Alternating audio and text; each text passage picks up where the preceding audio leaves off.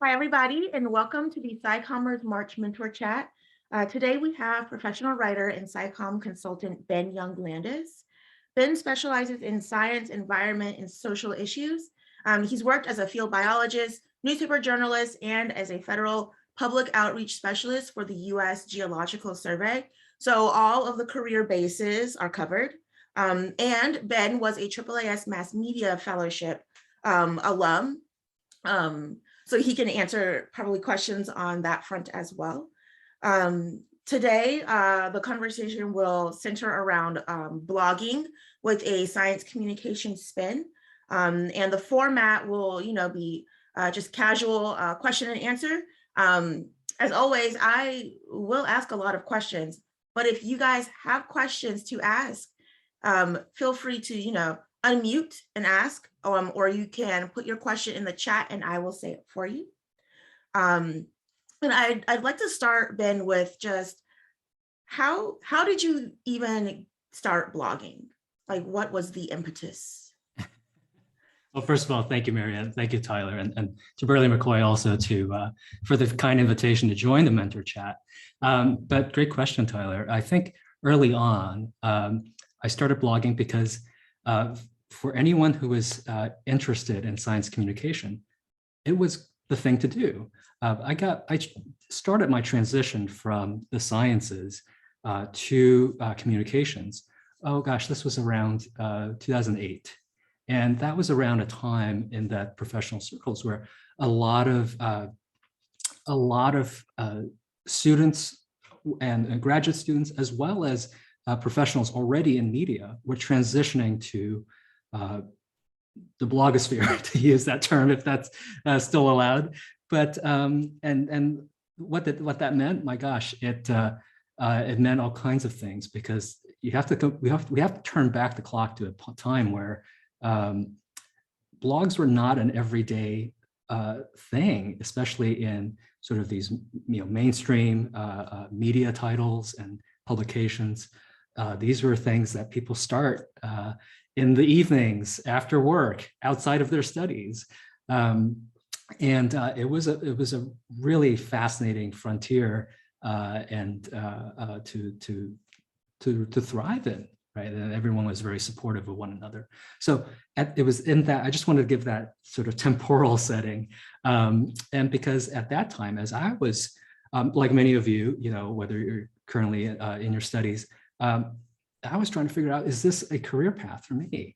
And I began a blog at that time to both showcase clips that I was doing in my internships, as well as to share some own writing and thoughts on the state of maybe science or science communication. And it just started from there. And so that was my I wouldn't say it was my very first blog, but it was my sort of first science communication blog coming into this world. And then from there, a lot of other things happened. Well, thanks, Ben. So I think one of the questions that our community members asked before was, I'm sure when you started, blogs were still not, so they were not, mainstream, but now I feel like there are so many blogs out. How do you find sort of, your angle or your like niche for science related content? Yeah, I think, maybe, especially since we have a research student audience, one thing to keep in mind is it's kind of like the scientific endeavor itself. You're never out of ideas, right? And sure, there's been discoveries, there have been other things in the past, but the beautiful part about communication and creativity is we're all unique, right? We all have different lived experiences, different backgrounds, the way we see the world. So when we think about, well, gosh, there's so many different blogs out there. There's so many different working professionals out there. How am I ever going to find my own little slice of this landscape, of this ecosystem? I think my encouragement is that you can share with the world how you tell your story, how you see your particular field of science. And I always like to encourage that, if there's a personal experience or a particular field of study, even if it's been talked about in the past, go for it, because you know what you're interested in. And especially if you're already doing research by day, unless you really want to transition into a very different field of science or writing, synergize, right? Write about what you're already focused on, and make it fun. Don't make it as extra work, especially since often, well, when you start out, blogging is unpaid, right? This is not a paying endeavor. So you want to make sure that it pays forward in your favor, right? And builds your network and builds your brand. I know we'll be talking about brand more as well. And I know Mariette has a question, but I want to throw out 3 things that will circle around, I'm sure, in our conversation. So if you remember 3 things from today, it's strategize, collaborate, which includes edit, and the third is enjoy, right? We want to have fun doing this. So I'll pause there. So I love your 3 things to remember, because they really resonate with me. But I also wanted to just ask a quick follow-up on how do you think about that strategizing? Like how do you go about, because obviously blog could be many things, but some of the most successful ones kind of have a home theme or topic or area that they really focus on. How do you recommend folks think about that? What advice might you give for how do you go about doing the strategize piece? Thank you. Yeah, of course. That's a great question. And so to step aside for a second. So these days I've taken my career to more of a communications consulting, right? And whenever I meet a new client who often may want to start a blog or need help creating a social media presence or launch a blog, the first thing we do is we sit down and we sketch out our strategic plan. And now, without going into what a strategic plan may or may not be, because there's all kinds of different ways to do it, but the way I approach the issue is for several key variables. The first 2 are objective and outcome. In terms of objective, it's what do you want to do?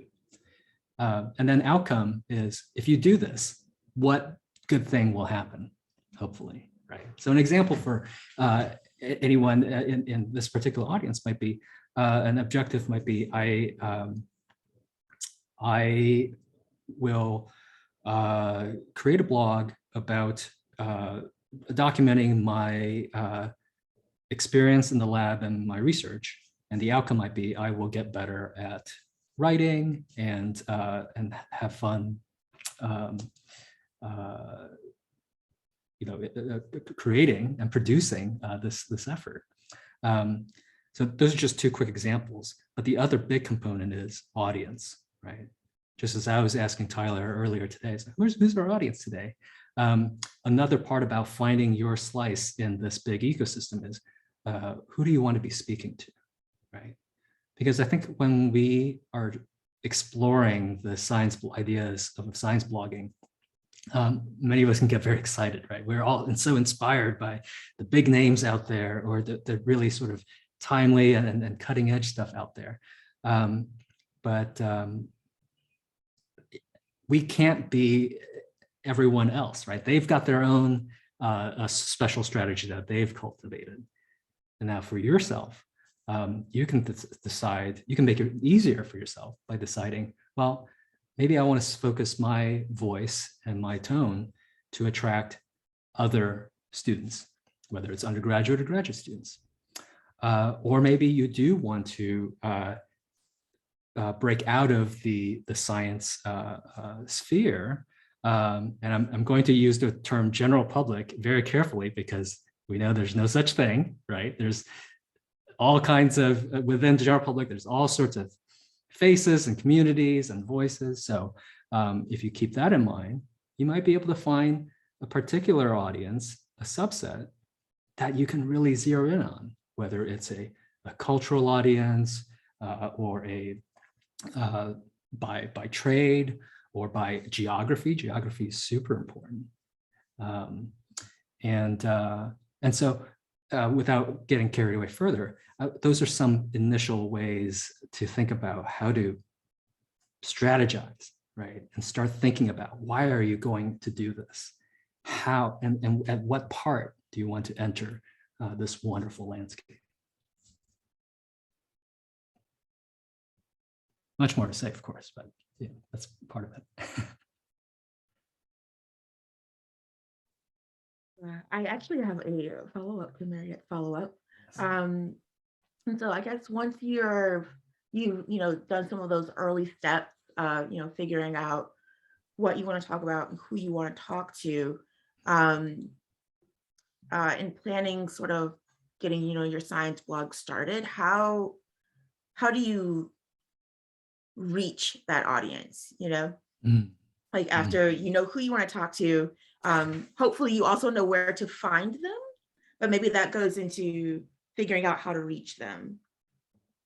Yes, always the writer's self-conscious challenge is who will read my wonderful thing that I've put out into the world, right?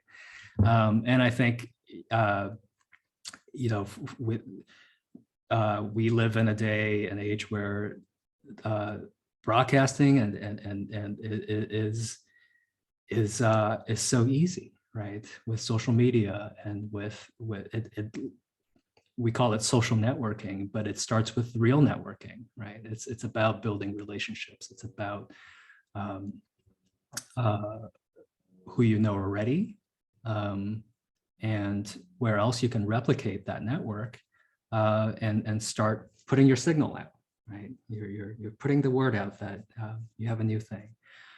So a few ideas there, and the undercurrent, of course, is social media, right? Twitter, just as SciCommers has wonderfully advertised the mentor chats, but also to draw on our second point, collaborate, right? So just as you would starting anything else out, a new degree, or a new job, tell your friends, tell your colleagues, tell your mentors, right? The word of mouth, sending that email out, that big, large email, or maybe one-on-one, right, with someone that you really care about, saying, I'm about to start this thing. Or even better, before you start it, tell them, I'd like to start this thing, what would you advise, right? That's when you can start building that network and start crafting your brand, obviously before you publish, and you really should do that. And that is also part of the strategy part. And then, of course, concurrently, once you start publishing the blog, put it everywhere, right? Put it on social media, put it on Twitter. Twitter, I believe, I will always say to anyone in their early career or anyone exploring science communication, Twitter has been such a welcoming community. Yes, there are trolls and there's different experiences for everyone that there are downsides to it, but when you find the people who will support you on Twitter, in science writing and SciComm Twitter and journalism Twitter, that's a very powerful network. And I can definitely count myself as someone having found colleagues and jobs through Twitter over the years. So it is possible. So bits and pieces to your question there. Thanks, Ben. Daniel, you have a question? Go ahead and ask it. Ben, I am curious because you mentioned, when you're blogging, it's often starting out unpaid, how you build in a structure of consistency into the work, or if that's even important. For sure, and great to see you here, Daniel. Daniel's from my part of the continent here, Northern California. But yeah, consistency and planning. This does go back to strategy, and it's something that I think everyone should think about. don't ever feel pressured by the other blogs you see out there about, they're covering embargoed research papers, or they're covering breaking news. You can't compete with that. They're paid journalists and they're more often paid bloggers, right? You're already a step behind. It's not to say that you can't do it, but it's to say, again, part of the strategy is find where you can effectively do this as part of your total energy, right? You already have work or research during the day or classes. As you strategize, as you create the strategic plan for your blog, think about how often that you can reasonably dedicate yourself, because you do want to achieve some consistency, right? You don't want to let it sit for long durations, but you want to set some consistency for yourself too, both as a personal challenge, right? And but also very much understanding of your energy and other obligations. From there, right, because it's about yourself first, right? If you're suffering, and then it's not, you're not having fun, then don't do it. You're not doing it right. And before I forget, this also touches on the collaboration aspect, right? I really enjoy seeing efforts out there where it's not one person blogging, it's a collective blogging, right? That's another way to sort of keep consistency with this brand or whatever focus that your blog has chosen to tackle, but spread the shares, spread the load, right? You can also spread the different types of energies. So just to throw in the editing part, so much of blogging, especially in those early days, was just self-writing and putting it out there. Nobody edited one another, or nobody put out their own work for editing. So, even if you're not a professional editor or you're just starting to learn, the important thing is somebody else is looking at your work before it goes up online, right? And you never know what someone's going to catch, or someone's going to be able to recommend. Or other ways of collaborations might include graphics or design and different elements, right? So those are other things that you can think about in terms of achieving consistency with a shared workload and less stress, and probably more fun and more creative ideas too. So that's one layer of thought for you there, Daniel.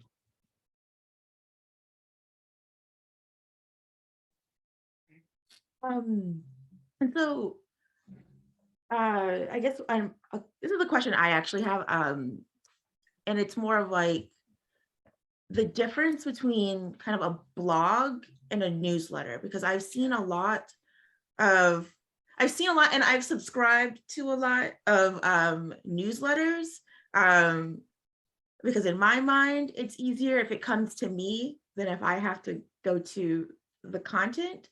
But I'm not sure if that's actually a real thing. But is there really a difference, or that's the question? Is there a difference between blogs and newsletters? I'm laughing because I'll start with a fun anecdote. So my first attempt at blogging was in high school. And my high school years were in the late 90s. And this was definitely, WordPress, all these things, they didn't exist, right? It was still emails. There were even still GeoCities and other things like that. But I was very upset at the school administration, and so I started a underground newsletter. It was anonymous at the time, and I wrote a printout, single-page, letter-sized column every week about my opinions and some a little bit of field reporting. And I printed them out and I sent them out. And I also had an email list of people who received this email, right? Is that a blog? It's a column. And but I joke that it's my first blog because eventually we'd had a little Yahoo groups page that, I just started then. But look, blogs, newsletters, it's words packaged on a medium, right? And while a newsletter in the traditional sense could be a digest of different headlines and links to many different blog posts, there are certainly, akin to what I did back in the day, a newsletter could be that blog post, right, that you send out each week or each month, right? So what is the difference between a blog and a newsletter? I would say, you know, in the end, it's still about what you put in as the content, right? But it's also, there are different instruments and media that you use to achieve your means and to get your words on print. The advantages of a newsletter, especially with a lot of modern tools like MailChimp and so on and so forth, is you get that tracking, you get those metrics of who's opened this, who's clicked on this link, who's engaging, who's actively engaging with my brand. And that's huge, right? You can do that on Twitter too, by the way. And also Twitter is actively pushing their own newsletter platform as well. Everybody's got one. And which is not to say blogs don't, right? A lot of blog platforms, WordPress, et cetera, they have their own metrics. You can have Google Analytics plugged in, et cetera. But I would say the other difference is blogs, as we call them today, I'm going to restrict that definition to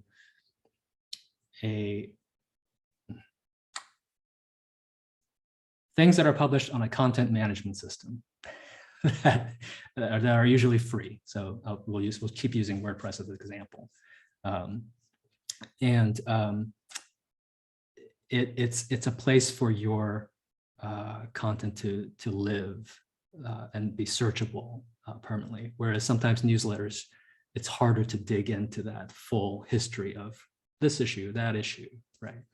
So that's why preferably you have a website, a blog site, where that is your first place where you publish, and then you have a newsletter that either directs to that, traffic to that, or replicates that in a subscription form. And also remember what is the origin etymology of blog? It's web log, right? But today it's just publishing. So. Then we have a question in the chat from our other Ben, who is curious how you built yourself to be a legitimate science communicator. Was it repeated work and blogging? Did you receive more legitimacy once well-known SciCommers amplified your work? Great question, Benjamin. For me, my blog was my way of collecting all of my developing work in one place. So it was my portfolio, right? So whenever I did get something published that was paid or through an internship, I linked it there, right? As well as other thoughts. And I'd like to think that it did help me start growing my presence and my identity, my evolving identity as a science communicator. Much as LinkedIn is sort of, let's just say, default is you should have a Twitter and you should have a LinkedIn profile if you're a emerging professional, right? That's the bare minimum. But if you want to make your mark as someone in media and communications, you should have a portfolio. And what that means is a blog can be that, right? A blog can be a portfolio, whether it's just a simple website with links, or it's it's got a blog feed, right? You're actually actively posting content to it. Did I receive more legitimacy once others amplified work? Well, yeah, I think that's how it worked. It takes a village, as they say. There are other professionals out there whose blogging have catapulted them to great success, and through their demonstration of expertise in a particular field, or just their frequency and diversity in publication. I would say for me, yeah, I'd like to think that it did. and it certainly helped me make new friends and make new colleagues, right? Because they can come by my site, check out what I was interested in, and it's a starting point for conversation and networking. And to jump off from that question about portfolios, have you ever, or is it not a common practice, but if you've written a blog on something, can you kind of migrate that to like a published and paid for piece typically? That's a little bit outside of my experience. There are other journalists, bloggers and journalists may be better to answer this, but I would say that typically, unless your blog post is already written and reported in a journalistic fashion within guidelines and ethics, and most blogs aren't immediately transferable to be sold or bought as published pieces. And Mariette probably can do a much better follow-up on that, on the publishing side of things. But for an assignment from potential editors and so forth. But I'll turn it over to Mariette for more expand. Thank you. I did want to tap on that just as an editor.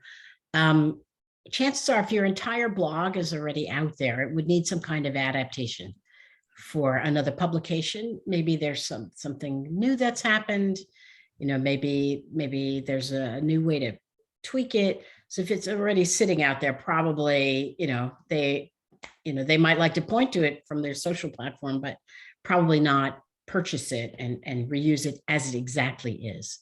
One thing I heard Carl Zimmer say about his own blogs, which people might find interesting, Ben, maybe you've heard this already, is he would often use his blogs as a way to trial ideas and also to even write chapters for things that eventually became books or pieces of chapters.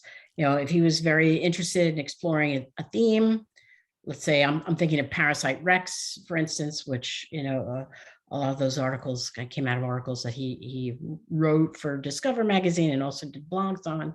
He kind of enjoyed indulging his curiosity and learning about things, but then he put it together in a different package. So I think that might be one way to think about it is it a starter for a different ambition or an expanded ambition? I hope that helps. Oh, for sure. And I'll follow up on that, and that maybe that's not your everyone's got a different remember what I said about objectives and outcomes, right? We all have different outcomes we hope for. One outcome might be, you want to get the attention of editors with assignments, but the other maybe, especially for those of you who are still have your feet solid in research, is maybe you just want to get quoted. Maybe you just want your ideas to get out. And writing a blog is a great way to focus your whatever thought process you've got. And that makes a good quote. That means another journalist, a working journalist, may link to your blog and quote your blog as something and interview you, right? So if that's your intended outcome as part of your strategic plan, which is, suppose your strategic plan is, I want to start a blog to talk about science so that I can be interviewed as an expert, right? And that's certainly another path that you can consider as an outcome. Thanks, Ben. Go ahead, Alberto. Hi, I have a question that was related, and I can make it more specific because sort of self-publishing and uses someone else's tool or platform has both kind of reach traffic issues, but also copyright issues. So that's what makes it hard, I think, for another publisher, professional publisher, to buy something is if you've already released it on Creative Commons or you have some other type of IP issue that complicates things. So then my question is, what do you recommend? Do you self-publishing on, WordPress or something like that, or using, for us old timers, it was HuffPost, now Medium. But I also am very curious about people's opinion about the conversation, because that seems like it's like really accessible to academics. And since they syndicate, it's a way of not necessarily selling that one, but getting on the radar of editors so that then maybe they can commission you for something in the future. Thanks, Alberta. Always good to see you in the SciComm spheres. Definitely check out Minority Postdoc if you haven't already. But I think I'll defer to someone else to talk about others to talk about the conversation. So I'm not sure how they're structured business-wise.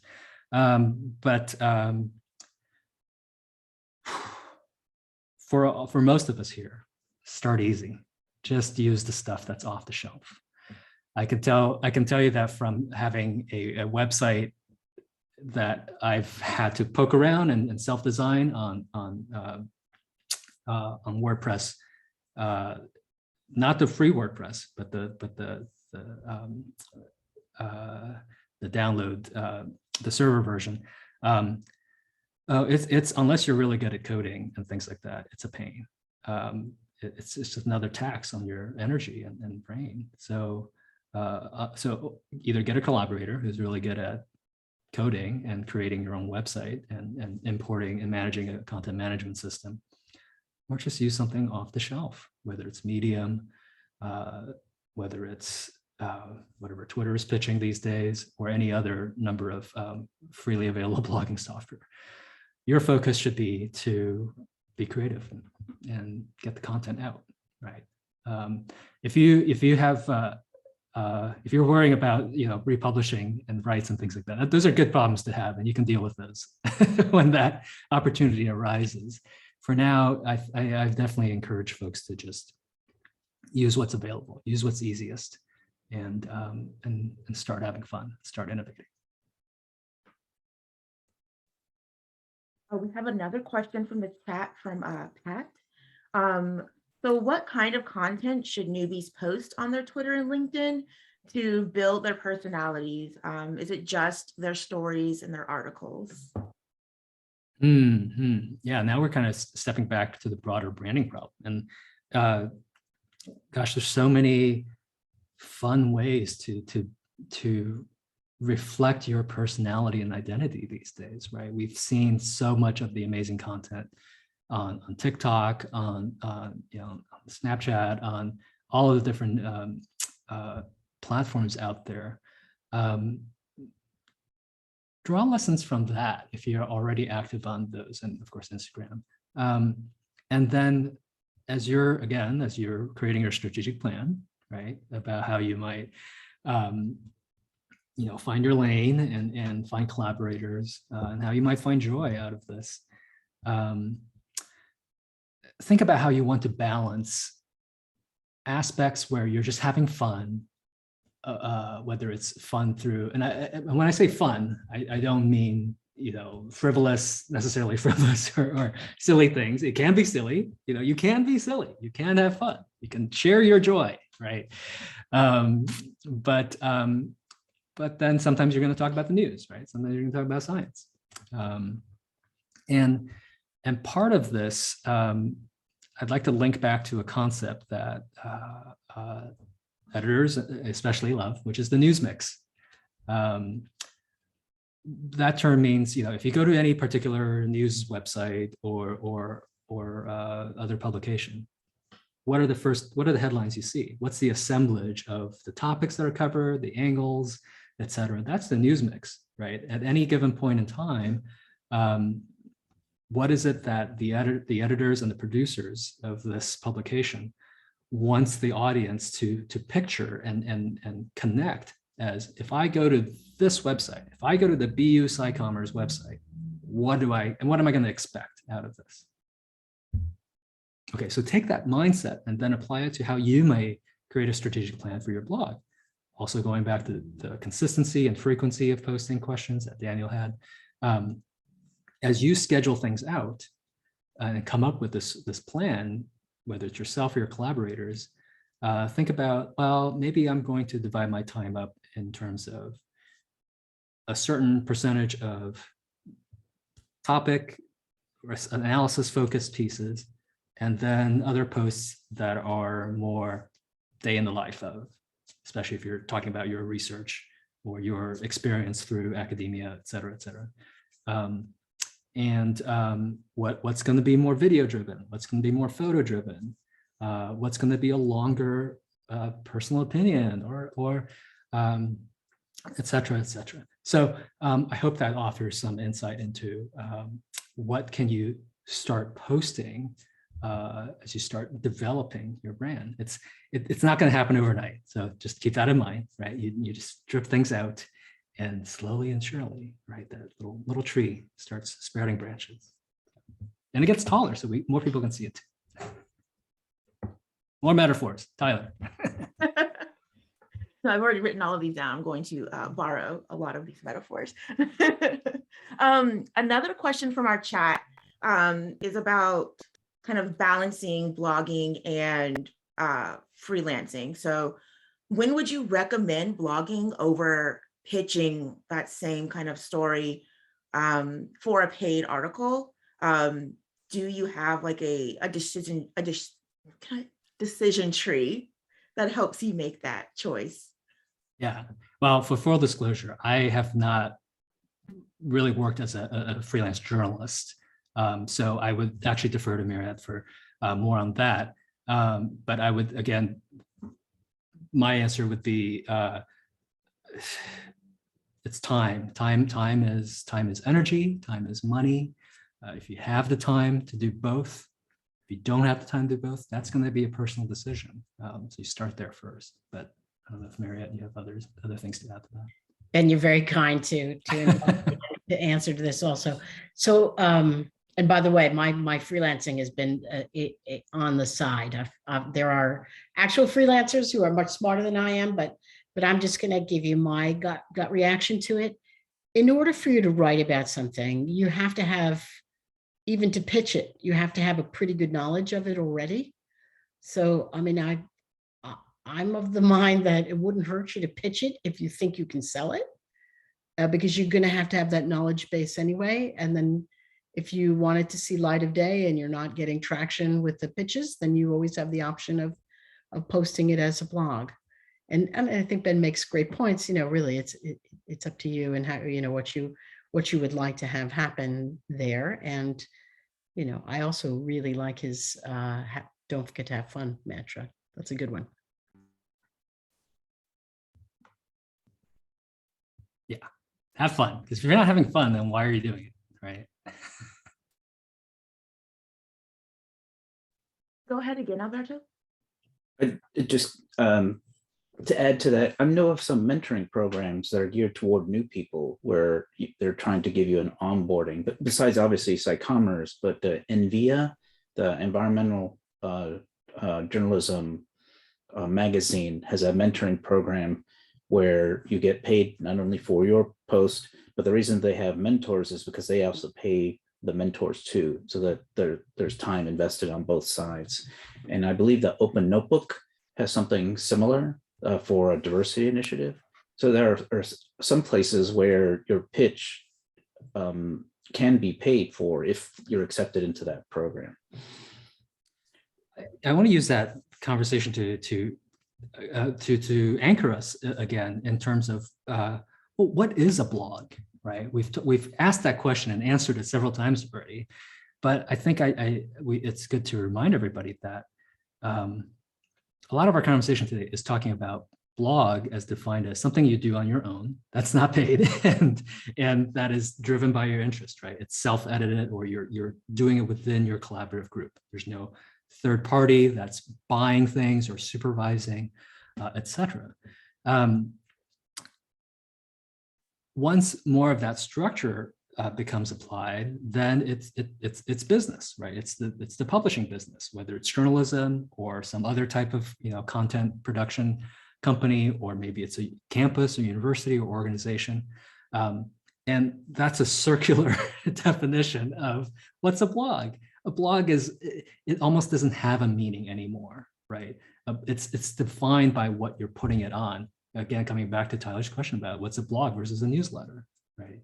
So I'm intentionally confusing us a little bit because to Alberto's point, if you're serious about having professional mentors or having a supervision or getting paid, then consider the many early career or transitioning career programs that are out there, right? Whether it is things like the AAAS Mass Media Fellows Program, or Open Notebook, or National Association of Science Writers, SCJ, Society of Environmental Journalists, Association of Healthcare Journalists, almost all of these trade journalism associations have student memberships and offer student programs. So you can do all of the above, right? You can hone your craft by the blog and have fun with this blog that you're doing on your own. But if you're really trying to explore more efficiently, go seek out some of these experiences. And don't forget, never forget your campus newspaper, your campus's own media offices, these communications offices, maybe the communications office of your particular research college, right? They want content. So there are many avenues where you can get that level of mentorship and supervision and compensation if that's what your strategic plan is pointing you towards.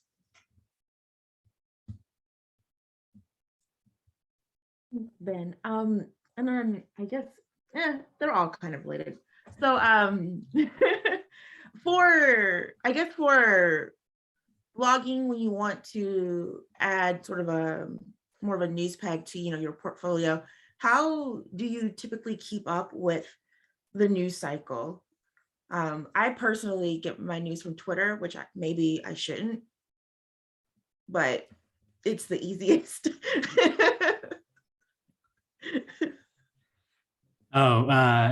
So broadly, how do you get how do you get ideas? How do you get ideas to write about, right? I think that's more, the bigger question, right? So for sure, Twitter, right? And I think, going back to the merits and demerits of Twitter, Twitter is only as good as the people you follow. So follow wisely, and follow folks that are actively putting out information that you trust and that you find interesting, right? You can use. I know, sometimes you get requests from friends who are like, follow me, and they have like 2 tweets, in a year. You can also use Twitter lists to follow people and keep more focused, channels of ideas flowing.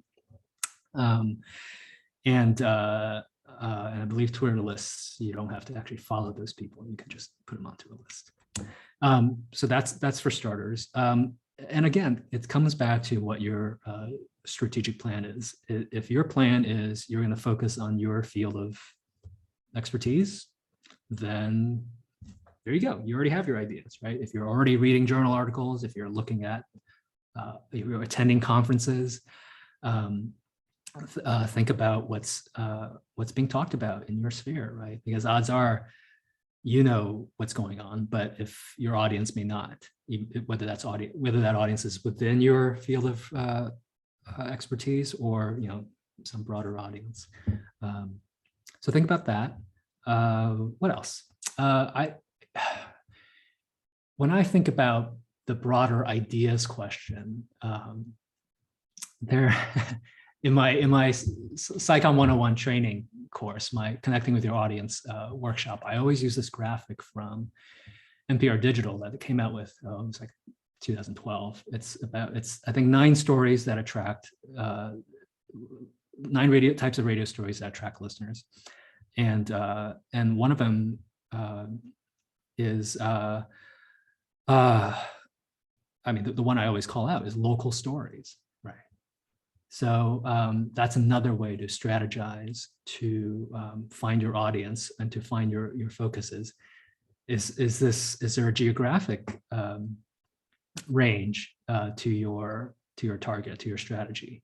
Are you only talking about things that are happening in this city or this campus or this region where you conduct your research or where your research is relevant towards, or whatever you're choosing to reporting or blog on is relevant towards? That's a very different way about looking for ideas and looking for news, right? What do the people there care about? what's affecting that part of the world, that community, that perspective or that culture. And you'll find a lot of nuggets there.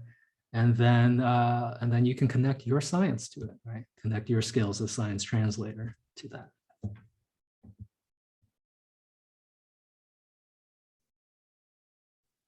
Again, Ben, and update for everyone, Mariette put this in the chat, but you can save the chat so you can get the links. I also have a list of the links and we'll put them in our Slack channel with the upload of the video. So hopefully you're not scrambling to write all of these links down, but in case you are, stop because you don't have to.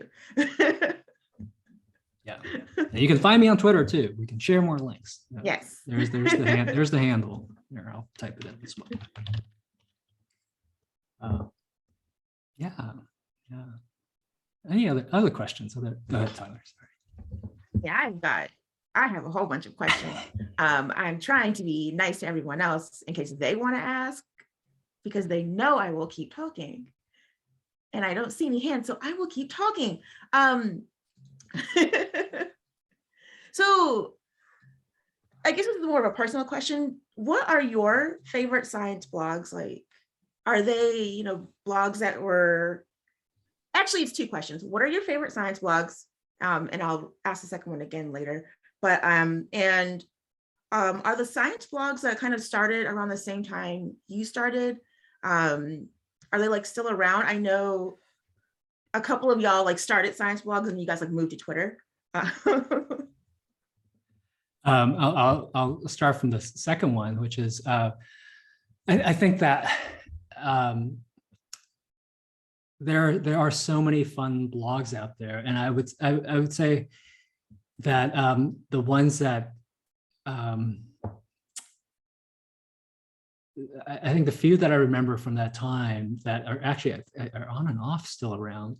Deep Sea News is one of them from that time, where it's a bunch of, speaking of a good example of collaborators, and it was a bunch of marine scientists who just got together and they traded blog posts, right? They took turns, and they were reverent, and they were smart, and they wrote untimely things.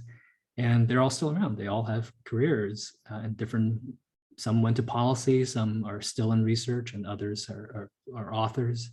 I'd say, and in terms of blogs today, I confess that this is again where the line is blurred, because my news diet is everything, right? It's magazines, it's newsletters, it's content from everything from the news section of research journals, right? Like the front end of Science, et cetera, to more science magazines, right? Like your Scientific American or Hawkeye. I definitely want to give a shout out.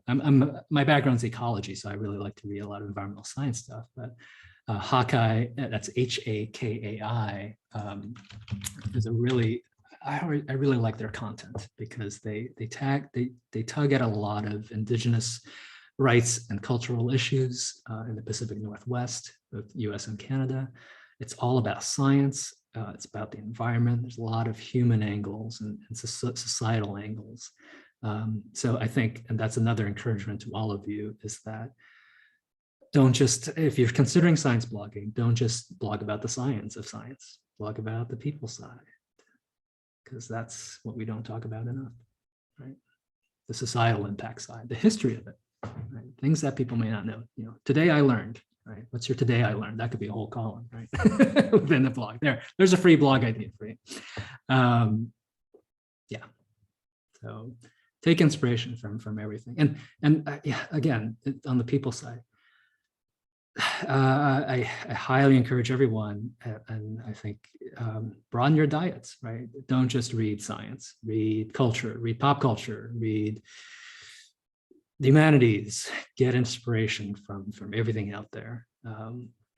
Science is it's a human conversation. And I think the reason it's been so stigmatized and isolated and siloed is because by sort of the Western perspective of academia, right? We focus on that restriction and isolation as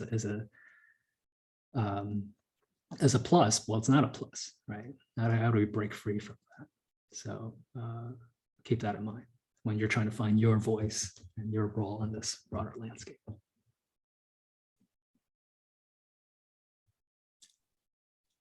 Ben, this is my last call. Does anyone else have questions, you guys? I will. Go ahead, Albert. I had one in the chat, but so I was curious about what resources do you recommend for learning more? My shameless plug is that I contributed a chapter to a book that you mentioned, Jason Goldman co-edited on the Complete Guide to Science Blogging, but do you have any other recommendations? You know, the resources pages are many out there. So I recommend all of you to look at the early career pages on different associations. Keep in touch with SciCommers, of course. I definitely, my recommendation is read more blogs, right? I think that's what any journalism instructor or writing instructor can tell you is read more of other people's writings, see what you like, see what you don't like, see how they've produced their blog. What's their visuals? What do you like, right? Go shopping, go pick and pull, right? This is the big world of ideas out there. You'll learn most from reading other people's work and seeing what they do well. And again, going back to our 3 points, right? Collaborate, right? Find collaborators, find someone who's good at coding, find someone who's good at graphics, find someone who's great at video or TikTok or social or metrics, right? Build a team, right? And you can all find success together. So that's my alternate answer to that.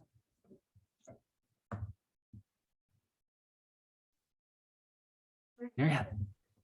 I was just going to put up a question. I guess so. I'm like Tyler. I can ask questions all day, and sorry about that.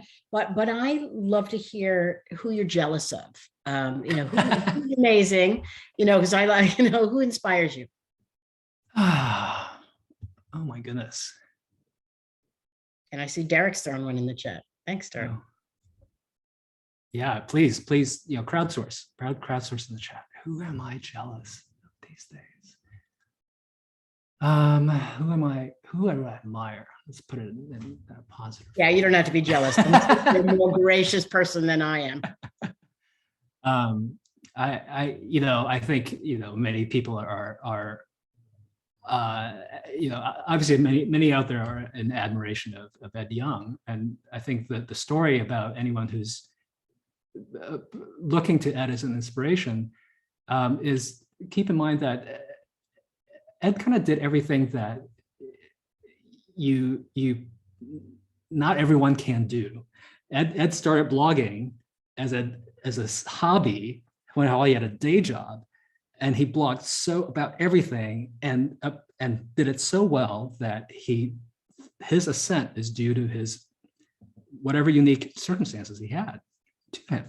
So that's sort of a reverse answer is, as you admire people for their writing, don't beat yourself up for it, right? You don't know what access or opportunity or what personal challenges they may have had, right? Just as you have your own.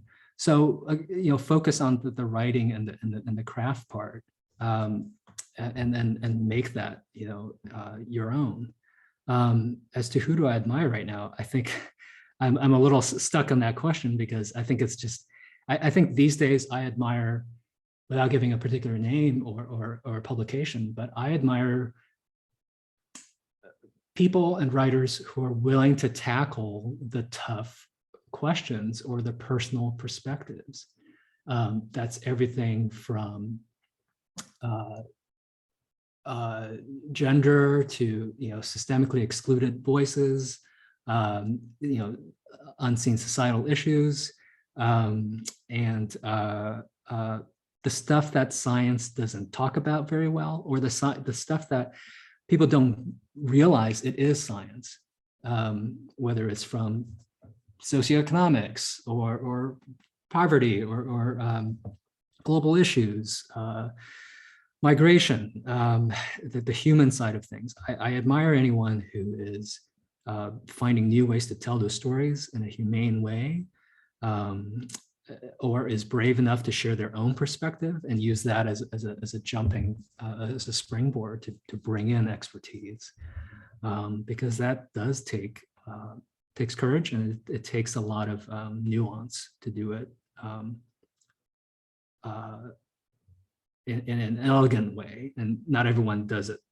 No one is elegant when they first come with their work. So that takes practice, it takes friends, it takes collaborators and mentors. Thank you. I think for our last question, is there anything that you'd like to share with the community that we haven't talked about yet? Let's see. I think one thing I always want folks to remind folks is what happens after a blog is done? Does a blog go away? What happens when you get a job? What happens when you forget about your blog? So as you come up with this strategic plan, think about that, right? Think about what the end game might be as you sunset a blog,